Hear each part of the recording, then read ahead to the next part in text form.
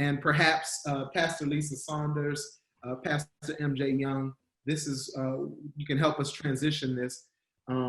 Speak up if you feel it, that one of the biggest challenges to police reform is police unions, are the police unions that step in. I've been told that if an officer is placed on leave, unpaid leave or something like that, the police unions pay their salary and basically take care of them and fight for them to keep their job, even if it's very clear that they don't deserve it. And so we've been protesting, man. And to Shaquila's point, not all of us have been out on the streets protesting.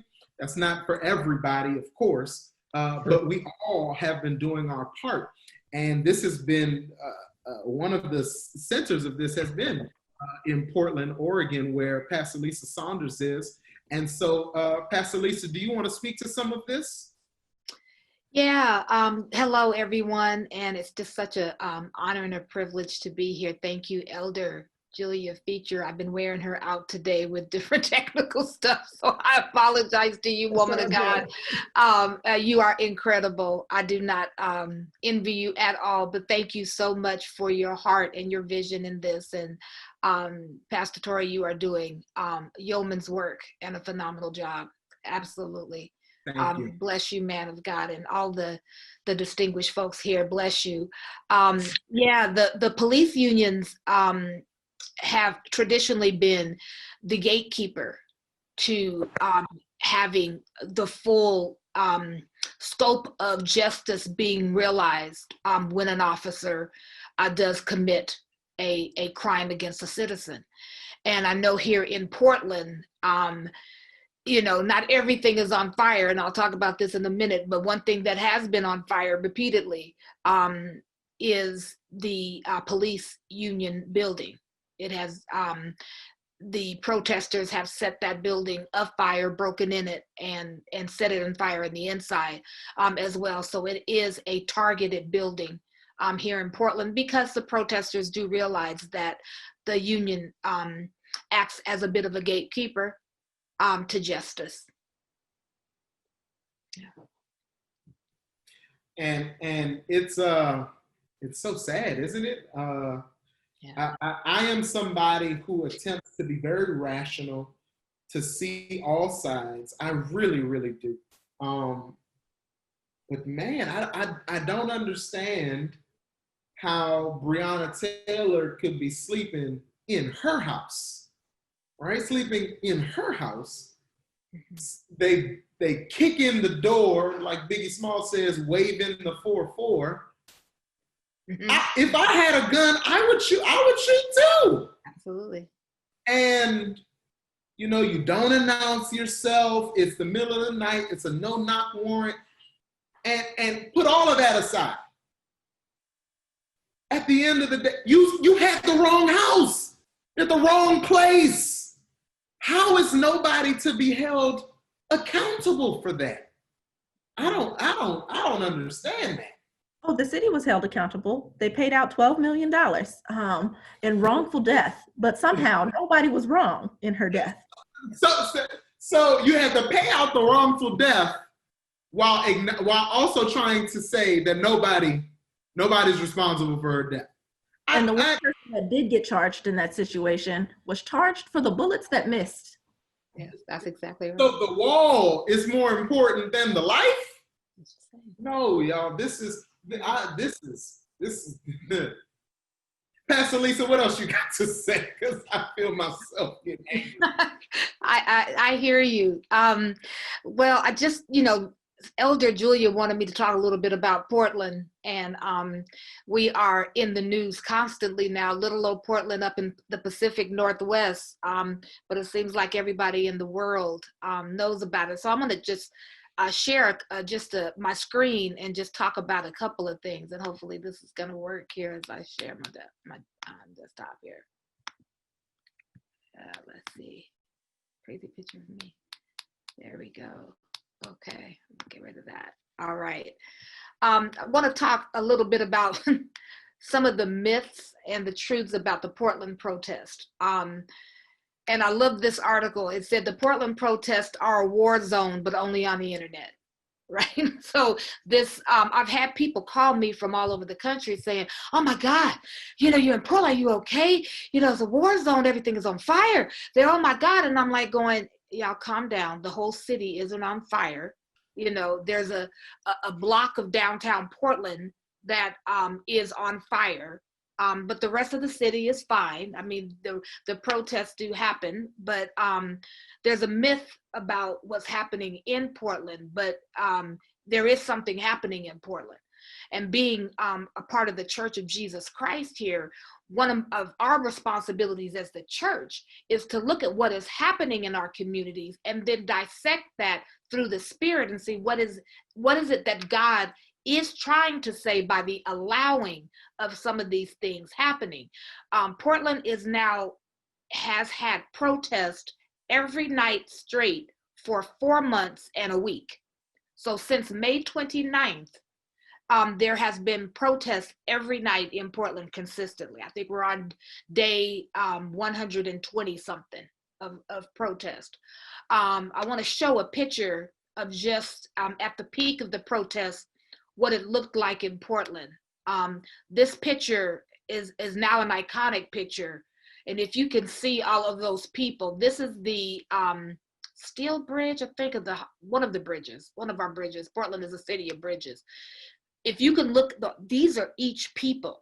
There was tens of thousands of people this is a picture of them all laying on the ground on this bridge, stopped traffic, stopped the freeways, and laid down for 8 minutes and 46 seconds in solidarity with George Floyd and his murder. And if you look back, going all the way back, it went all the way into downtown. So it was tens of thousands of people. It almost defies words as what happened in Portland. It was so very swift. Now, since the election in 2016, Portland has had some sense of protest every few months. Whenever the president does something, some people will come out. But when the murder of George Floyd happened, it literally exploded. And I likened it like this, is that people it was like people woke up to what was really happening, that us saying that there is systemic racism and oppression in this country, so many people did not believe it. And then all of a sudden, when they were allowed to see it with their own eyes, I mean, you can dismiss whatever you want to dismiss, but when it's 8 minutes and 46 seconds in front of your face, watching it, you could not deny it. And people just flooded the streets. Now, when we talk about the myths, I will talk about the myths and the truth. The myth is that all of Portland is on fire, right? The other myth is that Black people are not involved. That's not true. The media, and I'm one that I love the media, but the media tends to want to focus on what is the most sensational. And what is the most sensational are late at night, after some of the protests have wind down, you get a segment of protester that comes out, and they're more of your anarchist. Portland is a city that does have a healthy anarchist population. Everybody talks about Antifa.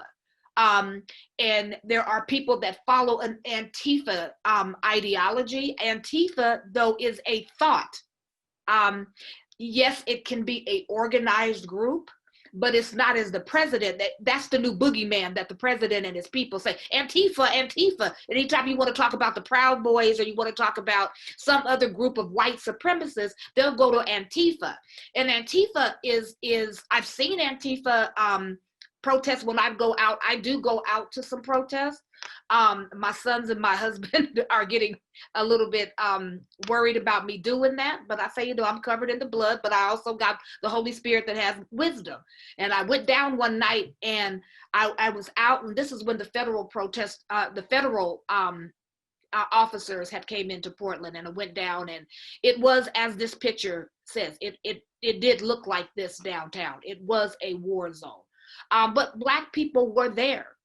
But I will say that it is, I want to say 90% white folks. And you know what? And the Black folks in Portland are okay with that.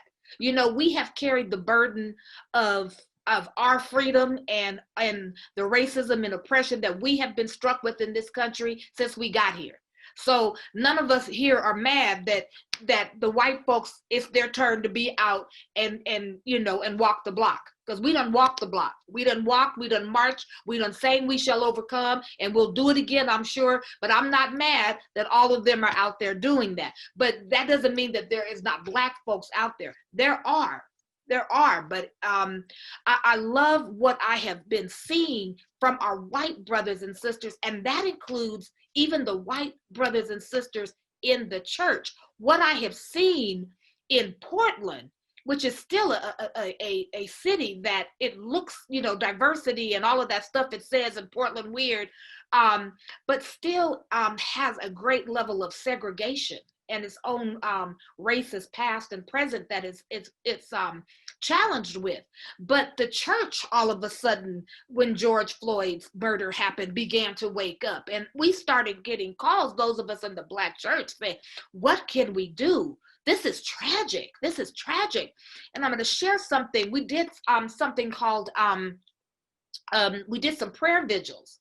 Now this is done, we went to what we called altars of pain in the city of Portland. And what we started doing was we took advantage of the energy of the protest, right? And then turned it around so how can we speak into the things that matter? Right? Not just tear some stuff up, not just march and say Black Lives Matter. That's great. We want to continue to do that. But I had some white clergy and leadership in the city on a prayer team that I'm on in the city. They said, we want to do something around this Isaiah 58 fast that a great brother out of Ferguson, Missouri, J.T. Thomas is doing. He did an Isaiah 58 fast in June, and it was a nationwide thing. And they said, we want to join that. We want to do 8 days of prayer vigil at different altars of pain and turn them into altars of prayer. And they said, where would that be? Pastor Lisa, if we were going to go to altars of pain. And so I said, well, let's go. We can go to different places. So these were the different places that we went to. Places of, Kendra James, when you look at this list, Kendra James in 2003 was a young, unarmed Black woman that was shot and killed in her car. So we went to the spot where she was murdered by the police. She was shot by the police. It was a traffic stop. It went sideways and she was murdered in her car. We had 400 mostly white folks that showed up on this little corner that stretched blocks and blocks to pray and lament and pray into the pain that happened from that event. And when I saw that night we were there, and each night I shared about the history of why we were there. I was born and raised in Portland, and my parents came to Portland during World War II. So and met here. So there's a racist past, but so many white folks that lived here did not understand that there was a racist past. They just thought everything was beautiful. So I said, no, we're gonna go here, we'll go here, we'll go here, and their eyes was opened. And I think as a Black church, if we will, and I had to stop myself because there was a part of me that was like, I'm why don't y'all know this? Why do you not know about Kendra James? Why do you not know about Lloyd Tony Stevenson? Why do you not know about Vanport? This picture up here is a picture of Vanport, which was at one time in the 40s, late 40s, middle 40s, the largest Black city in Oregon, but it was flooded by some suspicious things, but a breach happened in a dam that's over there in the river, and this all got flooded out. And this is a picture on that day when everything was flooded and the Black people fleeing, trying to get to the other side of Portland. My grandmother lived in Vanport and lost everything she owned there. And the city never really recompensed any of the Black folks for that. And so I was like, Lord, give me the grace to extend to my white brothers and sisters as they are in this process of waking up to what has always been. Give me the grace to embrace them where they are and tell them to continue on this journey that they are now on of looking at and coming face to face to what we have always known. And it was we still are continuing to bask in what the Lord did over those 8 days. And we've done some other vigils after that. And people were flooding out and said, what can we continue to do? How can we continue to get together? How can we continue to pray? And so there's a movement that has spurned up. Now the protests, which are not church, are happening. But I had the opportunity a couple weeks ago, it was national news that the Proud Boys, which is a white supremacist group, were coming into Portland from all over the country. They said that 20,000 of them were coming to do this Blue Lives Matter protest. Word went out about that, and a whole bunch of protesters began to come into Portland. I felt that the Lord was telling me to go down and begin to pray that there will not be violence. When I went down to the spot where the Proud Boys were, but then there was also an encampment of Black Lives Matter folks, and went down, and it was a feeling of war, of impending violence. It was just a heavy thing. And I went live on Facebook and I said, people of God, let's begin to pray. Let's begin to pray. There were people walking past me with machetes, with guns, with all sorts of things that they had doctored up. When the protests were really happening downtown, when the federal officers came in, I mean, it was something that, I mean, you smelled tear gas in the air. There were people that were volunteer medics to help people that had been overcome by tear gas or had maybe been like hit by a police officer. They were handing out packets for you to wipe your eyes and stuff to put in your eyes if tear gas happened. I mean, this stuff was happening in the streets, but it was confined. And I just said, Lord, you know, the church needs to be here. The church needs to be here. I said, why don't we set up a tent down here where the protests are and just begin to pray? And why don't we, it was a group of us that went down, and while those federal officers, back at this picture, when these federal officers were in our building, do this here. When a lot of people don't know, or maybe they do, that the Department of Homeland Security sent the federal force into Portland.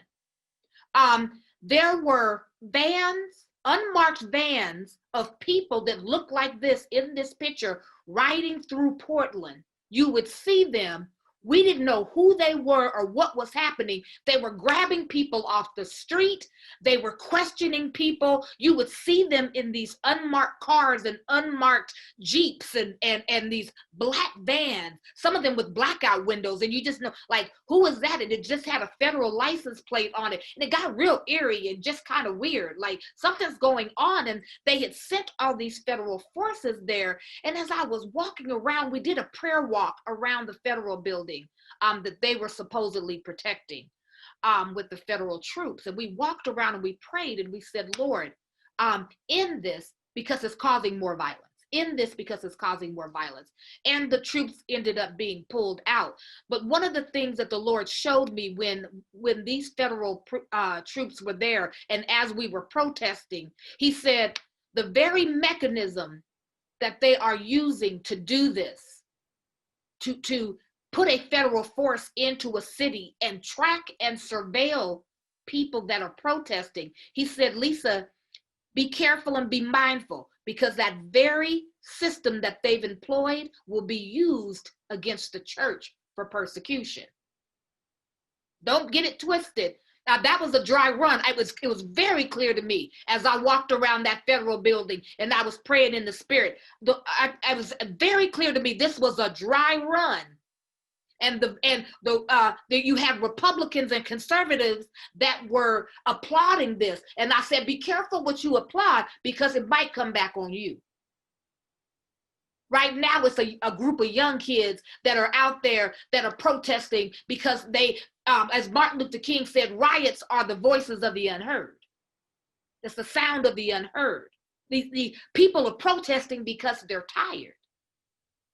And the response from the federal government to quell that, what happens when we begin to protest when they tell us that we cannot read our Bibles, that we cannot go into church, that we cannot do these things? So what happens when they deploy this? Because this was a dry run. They took people's cell phones and surveilled and continue to monitor their phones. I will tell you, when I was down here by this protest, my phone stopped working. And I said, I wonder if they have taken control of my phone. I wasn't able to get to some of my apps. I wasn't able to do some stuff. So I don't have any doubt that they were surveilling me at the time that we were down. They had people on the top of the buildings that were looking and was looking down at the crowd, taking pictures of people. I'm sure running the pictures through the faces through facial recognition. They had helicopters that were flying above. This was crazy. They're now gone, but now the protests have morphed into now beyond Black Lives Matter. We're still saying this, but now, as all protests need to do, and I'll end with this, the protesters need to move to a place that we're now talking about economic development. We're talking about evictions. We're talking about sky-high rents. We're talking about COVID and the response from the Black community. These are white folks now, church folks now that are coming together to say, you know what? We need to talk about these other things. How do we really impact the Black community for good? So I'll just end with that, and any questions anybody has about Portland. I'll just tell you, we are alive and well. Everything ain't on fire. God is still God, and the church is still praying. Amen. Amen. He still sits on the throne. He still sits high and looks low. Yes, he does.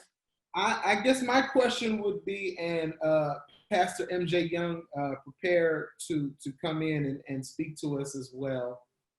What are we to do, church, with the headlines about Kyle Rittenhouse having $500,000 raised for him for his defense by Christians? The headline says, Christian groups raise $500,000 for Kyle Rittenhouse. How should we? This is that struggle that I was talking about, right? This is that struggle I was talking about, navigating our Blackness and our Americanism and our Christianity. What are we to do with the fact that Christians are seeming to support terrorism? Yeah, it's been very interesting here in Portland because there is a great divide, as you well know, in the church. I have very good friends, white friends that I have worshiped and ministered with for years that I'm blown away. I just had no idea that they thought some of the things that they thought, and it's now come out. And I was speaking with one, and she said, Pastor Lisa, I don't know how we resolve this, because how could you and I, and we're both filled with the Spirit of God, and we both are prophets of the Lord, and we both hear from God. How can we believe two things? And I said, I don't know, but I said, but I do know this. I said, the Lord speaks out of one mouth. He has one mouth. I said, so one of us is not hearing correctly. One of us is not hearing. He got one mouth. He speaks out of one mouth. And I said, I'm not too prideful to say that I'm not the one that's hearing. That I may be hearing wrong. I don't believe I am, because if the Bible tells me to look at the fruit of a thing, and if I look at the fruit of what you believe, the fruit is there. to see. And so I don't know. I can only go by what scripture says. But if we are in worse shape, and if the church of Jesus Christ is in worse shape by what you believe, then I got to think that maybe then I might be listening to the Lord and hearing him right. So I don't know what to do. I don't know what to tell you to do with that. And we had to agree to disagree. And I said, that's fine. And I said, but the church can't go on agreeing to disagree. There's one church. There's not two. We can't go on continuing to agree to disagree. Somebody is not hearing right. And the prayer, what the church can do now, Pastor Tori, you say, is I am praying that the spirit of truth would be revealed in this country in a way that leaves no doubt. That leaves no doubt to what the Lord is doing. He has to leave no doubt at this point. Because right now, anything can be interpreted in two different ways. So that's my 2 cents on that. That's good. That's good. We know Pastor Young, you have a unique perspective on this because he only recently transitioned out of the working, I believe, at the Wisconsin Department of Corrections. And so he's seeing this intimately as it were a law enforcement officer and as a pastor, Christian, and as a Black man in this country. I'd love to get your perspective. And Pastor Young, anything else you want to share with us? Well, sure. First of all, I want to thank you. Excuse me, low battery. Pardon me. Charge him up, Lord. Charge him up. I'm sorry, so it's all right. I don't know what this low battery. Okay, but I don't know what this is. Somebody's hearing aid or something. Okay, all right. Anyway, I want to thank you so much for this space.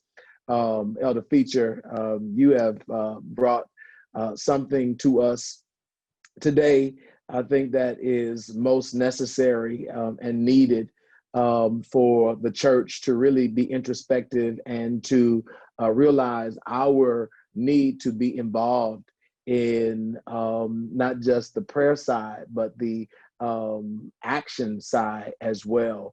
When I think about some of the things that are happening, I first am reminded of my neighbors on either side of me. I have white neighbors.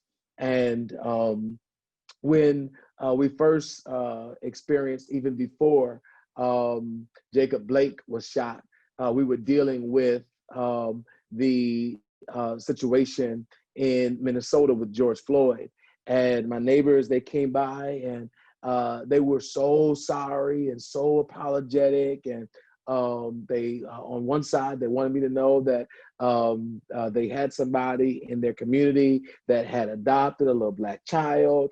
And then on the other side of me, my neighbor, they were just so sorry. What can we do? What can we do? You know, what?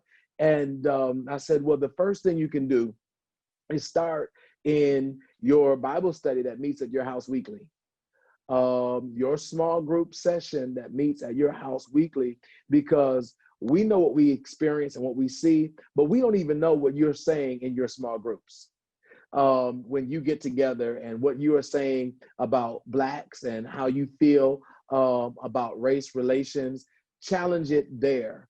So when we want to talk about the evangelicals and white Christians supporting people like Kyle Rittenhouse, I mean, and wanting to know how do we interact or what do we say, we will not experience the type of healing that is necessary, the type of unity that is necessary until we're willing to be honest and see ourselves. Because many, I think, of the evangelicals that are white evangelicals really do not want to see themselves, not just evangelicals. I think white America is offended by the whole idea of racism. They are offended when you say that you have been victimized by it. And one of the persons I was talking to said, well, I didn't do it.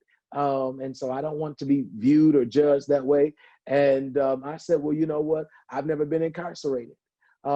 Yet when I pull out of my driveway, I'm often pulled over. I'm not a person that is a criminal. I don't have any felonies, but because of how the society and because of how I am viewed as a Black man, I endure a lot of mistreatment.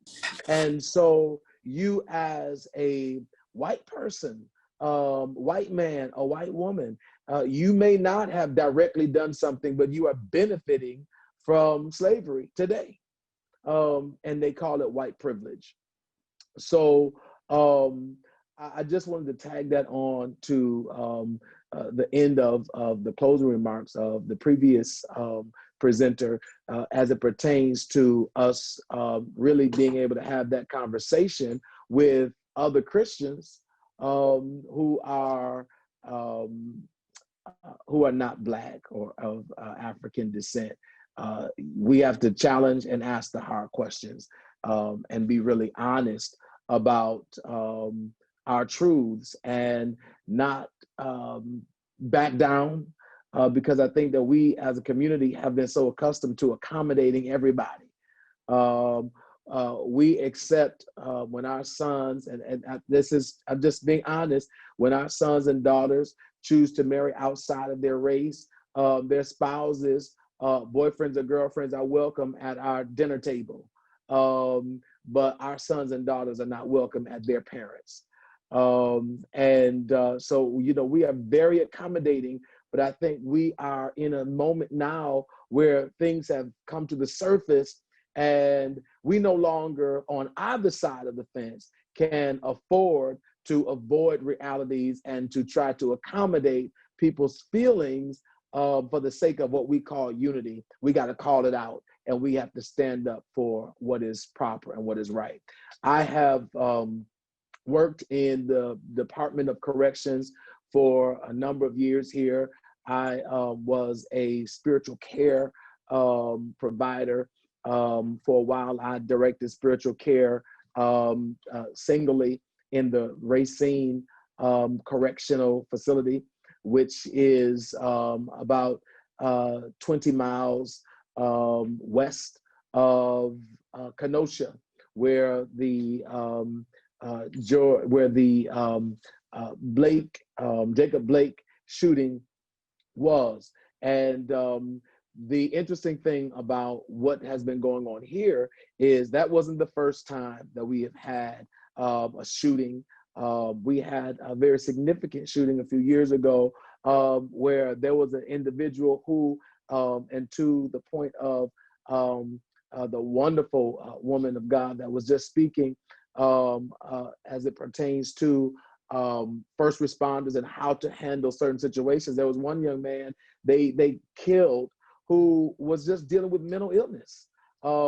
He was dealing with schizophrenia, and he was killed by the police for not even doing anything criminalistic, but because we are guilty by virtue of our skin color in our society. And in Wisconsin, we definitely have a great issue here. Now, they have been protesting, continuing to do so. Wisconsin has held the longest protest since the time of the George Floyd shooting and killing. So it kind of just incited even more. There is an anger, there is a rage here in Wisconsin because of the great inequality that exists. Wisconsin is known as being one of the places that has the highest racial despair.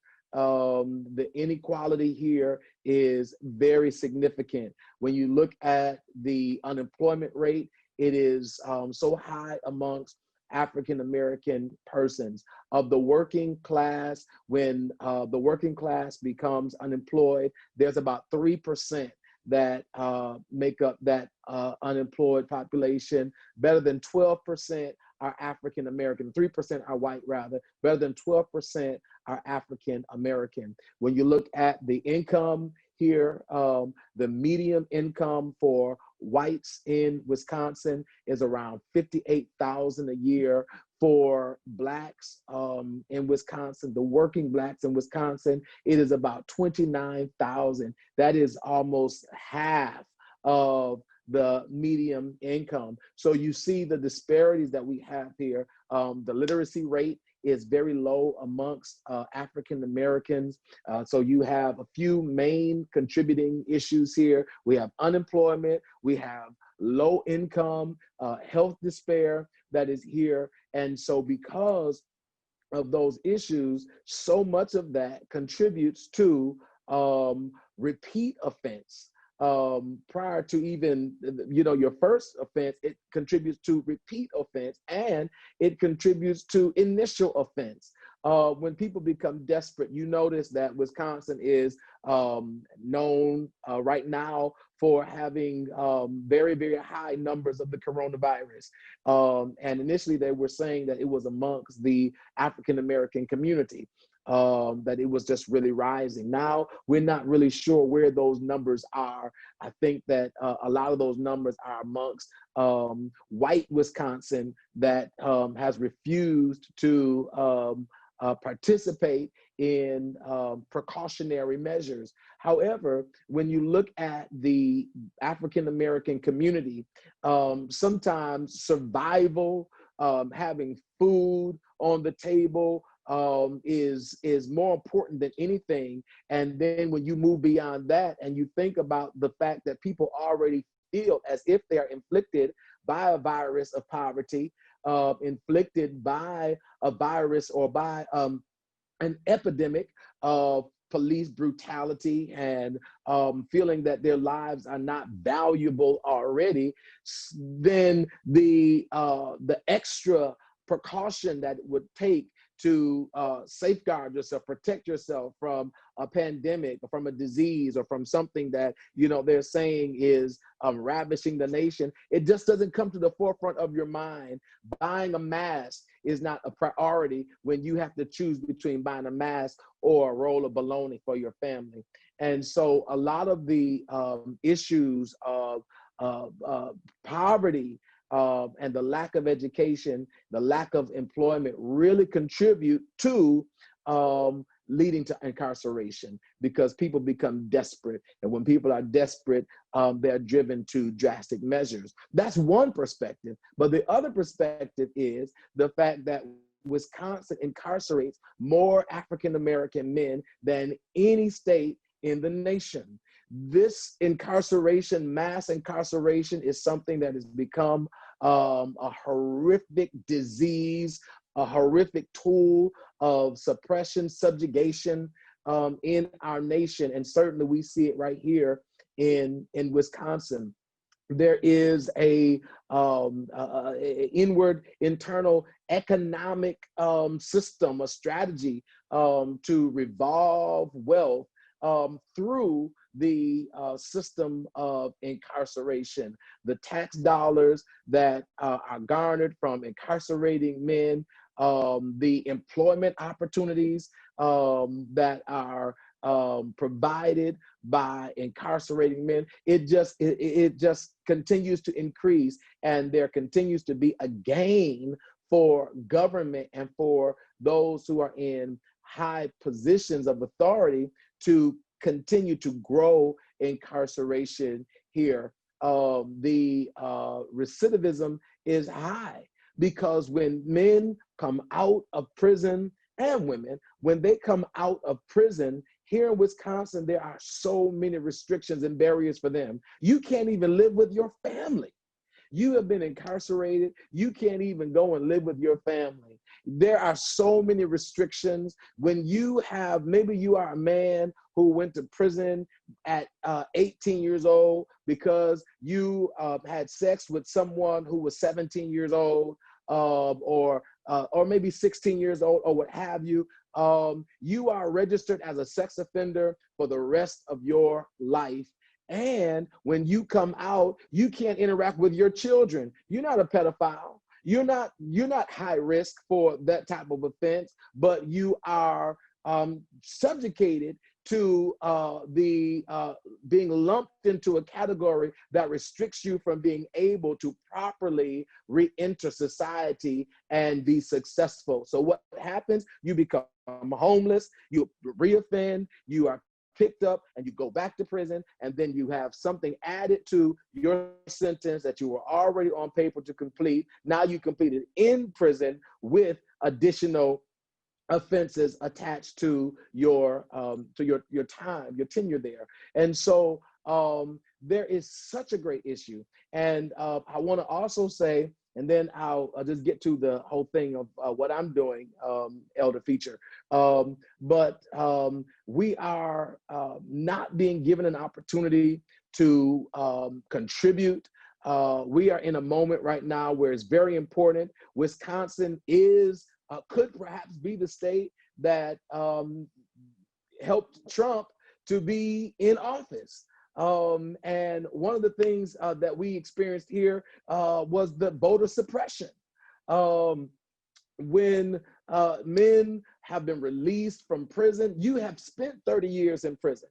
I have an organization entitled I Am a Son, and we have been fortunate to employ men, and I'm really grateful that we have employed men who have been released immediately from prison. We have been able to employ them and to help them to have their dignity and employment so that they can earn an honest living after having been incarcerated, some of them for 30 plus years. But the thing that is so painstaking right now is that these guys have paid their debt, yet they can't vote. They can't vote. And it is really hard to really just see them wanting to contribute. And their voice has been silenced. And so although they are released from being behind prison bars, they are still living within bars, although they are free physically to roam. And the other issue with that is maybe they're not on paper. Maybe it's not persons who have been incarcerated, but don't have an ID. You know, they didn't have IDs when they went to vote. They didn't have an ID. They're registered, but they didn't have an ID. Or some of them had an ID and it expired the day before. You know, or then you say, well, you go and get your ID, but what about if I don't have transportation? I can't get there. The bus doesn't run there, or I don't have the money to pay for the ID. So there are so many ways that we have been locked out of being a positive and a healthy contributor to society. The thing that we're doing here is really working to try to educate people in terms of what their rights are. Because, you know, the scripture tells us that we perish for a lack of knowledge. So many people don't know what their rights are. And especially because we have such a high rate of illiteracy, many of our individuals, they can't even read. And there's that embarrassment about it, which is why I'm a Son has launched literacy. Our literacy right now focuses on boys because illiterate boys turn into illiterate men. And so we want to squash illiteracy now and teach them how to be competent on this level, especially during this pandemic when children are at home doing homeschooling with parents that are not equipped to assist them or instruct them or teach them, whether it be their educational level is not there, or their time is not there, or emotionally they just don't have the capacity. So those parents out there who are listening, who have small children like myself, my prayers, my heart, everything goes out to you. Hang in there. We're going to make it. It is difficult. Yeah, I wanted to say something, but I forgot we're on live. I can't tell it, but sometimes I just tell you this from those from our community who will catch it. Sometimes when my son is on the computer talking to his, being taught with his class, his virtual teacher, I'm behind the computer with a little help for him. so that he can remain focused on his lesson. So sometimes you got to get a little help. I'm not saying you have to use it, but just remind them that there's a little help on the other side of this camera that can assist you if you're having a struggle to sit in that seat like you ought to. So we are really trying to do what we can to mobilize our community to not let anyone be left behind. I'm the Son is my organization. I think that you asked me to kind of just hit on that, Elder Feature. Right now, our program that we have at the forefront is our Freedom Inc. Freedom Inc. It spells like Freedom Incorporated, but it really is Freedom in Christ. And so we have a good relationship with corrections because I was there for a good while. And so many of the men, as they come out, they're looking for me. But now the warden, a few of the wardens I have good relationships with, and many of the persons in spiritual care and those who are program managers and supervisors are connecting those guys with me. So before they come out, we already have kind of established a system of support for them. And so we welcome them, we provide for them a celebration moment for of their freedom, and then we begin to align them with employment opportunities and housing opportunities as well, if we're able to assist in those areas. We also have a freedom worship service for men because many of them can't even worship, can't go to church because they can't be around women and children. And so we have a freedom worship service that meets throughout the month to provide a space for men to not just worship together, but to also have support group and opportunities to talk and share their experiences. Those are some of the things that we're doing here, and I'm done. Thank you. Thank you, Pastor Young. That's fantastic work that you're doing. The work that you're doing is, from my perspective, the work of the church, man. That's real ministry. And so absolutely commend you. Hats off to you. And I'm in that virtual school. My prayers are with you. Virtual school bubble too. So keep praying for me. Keep praying for me. What seems to be coming out of this is the fact that for change to happen in a real meaningful way, it must be done collaboratively, and it must be done through partnerships. We can't do this on our own.